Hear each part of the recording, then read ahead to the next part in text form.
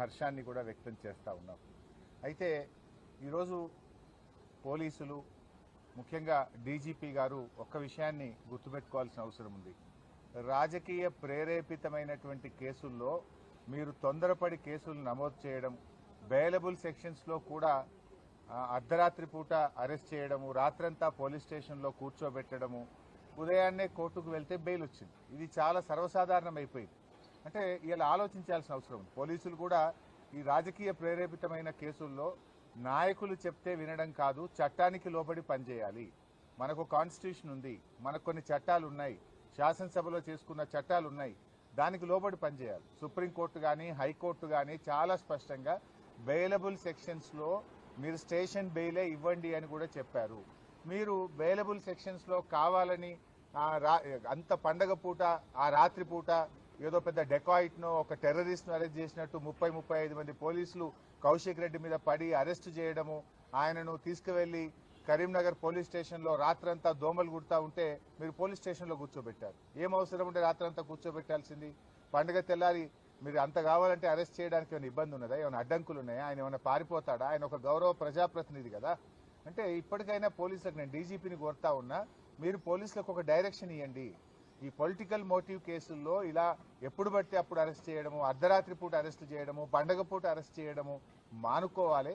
And bailable offences ఉన్నప్పుడు station bail ఇవ్వడం అనేటువంటిది సరి అయినటువంటిది. మీరు ఏం ప్రయత్నం చేస్తుండ్రు?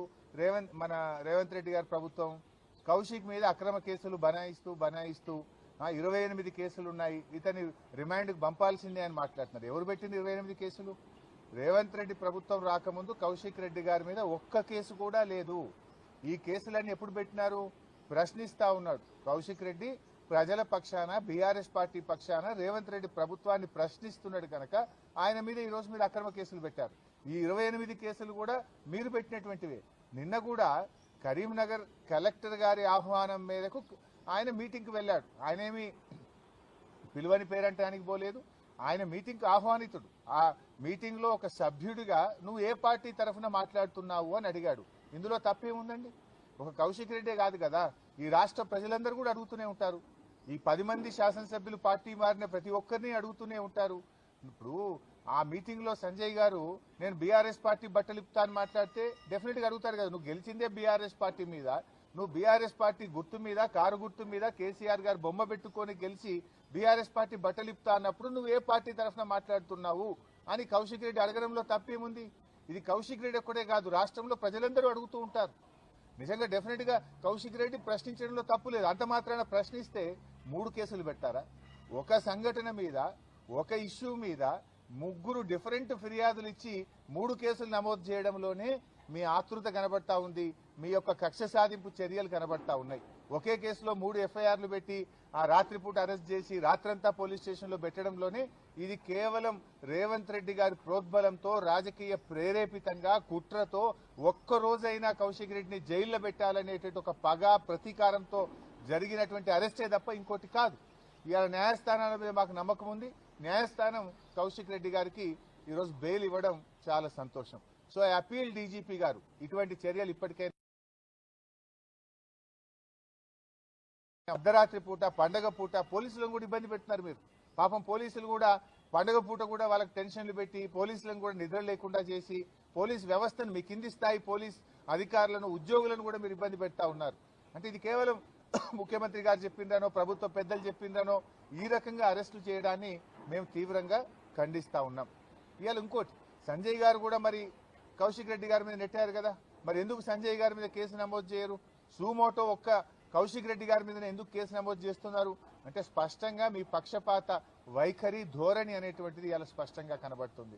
రేవంత్ రెడ్డి గారి ఏడాది పాలన పగ, ప్రతీకారంతోనే ముడిపడి ఉన్నది. ఇవాళ పోలీసులు చేయాల్సిన పని, రేవంత్ రెడ్డి గారు చేయాల్సిన పని, లా అండ్ ఆర్డర్ను ఈ రాష్ట్రంలో మీరు పని చేయించండి. అసలు పోలీసులు తమ పని తాము చేసుకోకుండా ప్రతిరోజు ఏదో ఒక నాయకుడి మీద, సోషల్ మీడియా యాక్టివిస్టుల మీద కేసులు పెట్టి అసలు లా అండ్ ఆర్డర్ గాలికి వదిలేసినారు. ఏం జరుగుతుంది? రాష్ట్రంలో 23% క్రైమ్ రేట్ పెరిగింది. ఇవాళ హత్యలు పెరిగినాయి, అత్యాచారాలు పెరిగినాయి, కమ్యూనల్ రైట్స్ పెరిగినాయి, రాబరీస్ పెరిగినాయి, చైన్ స్నాచింగ్ పెరిగింది, మహిళల మీద అఘాయిత్యాలు పెరిగినాయి. రాష్ట్రంలో ఏ జిల్లాలో చూసినా 23% లా అండ్ ఆర్డర్ పెరిగి హైదరాబాద్ ఎల్లో జోన్లోకి పోయింది. ఇంకా 4 రోజులు పోతే ఇదే పద్ధతి కొనసాగితే హైదరాబాద్ రెడ్ జోన్లకు పోతుంది. National crime bureau of records లో ఎల్లో జోన్ లో కనబడుతుంది. విదేశాల వాళ్ళు కానీ ఇతర రాష్ట్రాల వాళ్ళు కానీ ఒక రాష్ట్రంలో పెట్టుబడులు పెట్టాలన్నప్పుడు గూగుల్ ఓపెన్ చేసి నేషనల్ క్రైమ్ రికార్డ్ బ్యూరోలో చూస్తారు ఈ రాష్ట్రంలో క్రైమ్ రేట్ ఎంత ఉంది, ఇది గ్రీన్ జోన్ లో ఉందా ఎల్లో జోన్ లో ఉందా అని చూస్తారు. నువ్వు ఎల్లో జోన్ లో రెడ్ జోన్ లో ఉంటే ఎవరైనా ఇన్వెస్ట్మెంటర్స్ ఈ హైదరాబాద్కి వస్తారా? ఇదేనా ఈ రాష్ట్రాన్ని పరిపాలించే తీరు? హోంమంత్రిగా ముఖ్యమంత్రి గారే ఉండి ఇవాళ పూర్తిగా తన బాధ్యతల్ని నిర్వర్తించడంలో పూర్తిగా ఫెయిల్ అయిపోయినారు ఇవాళ రేవంత్ రెడ్డి గారు. సో ఇప్పటికైనా మానుకోండి, ఈ కక్షపూరిత రాజకీయాలు మానుకొని పరిపాలన మీద దృష్టి పెట్టాలని చెప్పి రేవంత్ రెడ్డి గారికి వారి ప్రభుత్వానికి హితవు పలుకుతా ఉన్నాం. ఆ స్పీకర్ గారు అసలు చర్యలు తీసుకోవాల్సింది సంజయ్ గారి మీద కదా. ఇవాళ సంజయ్ గారు ఓపెన్ గా నిన్న మీటింగ్ లో ఏం చెప్పారు కరీంనగర్ లో, నేను కాంగ్రెస్ పార్టీ తరఫున పనిచేస్తాను, సభ్యత్వ నమోదు చేస్తాను, కాంగ్రెస్ పార్టీలో నేను సభ్యత్వం తీసుకొని కాంగ్రెస్ పార్టీ కోసం పనిచేస్తా అని ఓపెన్ మీటింగ్ లో మంత్రుల ముంగట ఐఏఎస్ అధికారుల ముంగట మీడియా ముంగట నేను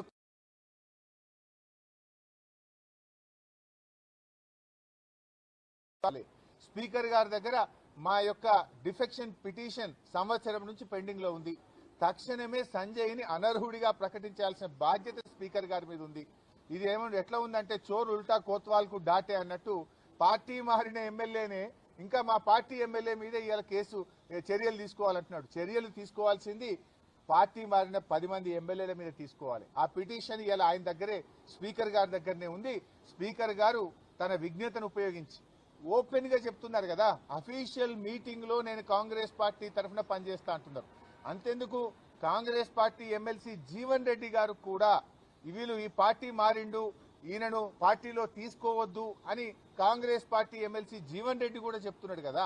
సంజయ్ మీద చర్య తీసుకోవాలి, ఈ సంజయ్ పార్టీ మారిండు, ఇతను ఎట్లా తీసుకుంటారు, ఇతను హత్యా రాజకీయాలకు పాల్పడుతుండు అని కాంగ్రెస్ ఎమ్మెల్సీ జీవన్ రెడ్డి గారు కూడా చెప్తున్నారు. ఇంతకంటే స్పీకర్ గారికి ఆధారం ఏం కావాలి?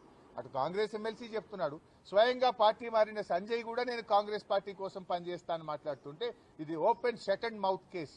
స్పీకర్ గారు తక్షణమే వీళ్లను ఇవాళ అనర్హత వేటు వేయాలని చెప్పి డిమాండ్ చేస్తున్నాం. ఇన్ఫాక్ట్ బీఆర్ఎస్ పార్టీ కూడా సుప్రీంకోర్టులో కూడా పిటిషన్ వేశాం. హైకోర్టులో అనర్హత పిటిషన్ పెండింగ్ లో ఉండడం ఆలస్యంగా అవుతుంది కనుక సుప్రీంకోర్టులో సర్వోన్నత న్యాయస్థానంలో కూడా వేశాం.